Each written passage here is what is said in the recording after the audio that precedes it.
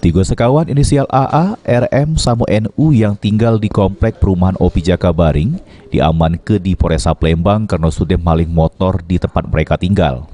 Di mana juru aksinya ketiga tersangka sudah ngembek motor punya korban yang waktu itu ada di teras rumah. Lalu kuncinya tertinggal di kontak motor.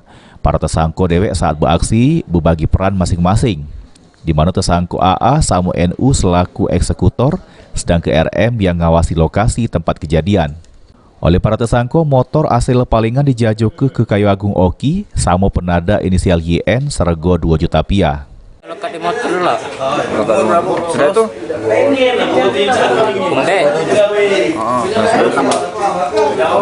Yang berapa kamu ngambilnya? Dewean. Kawan yang perannya kau non? Hah? Yang siko lagi siapa? Ndut. Ya. Apa perannya? Ngerewang be. Ngantar motor. Kayu Agung. 200. Nah, waktu itu motor. Diduga ketiga tersangka ini ialah komplotan maling motor yang selama ini galak jalan ke aksinya di komplek perumahan OP Jakabaring. Ini mereka pun masih jalani pemeriksaan oleh polisi. Abidi Nirwanto, PAL TV.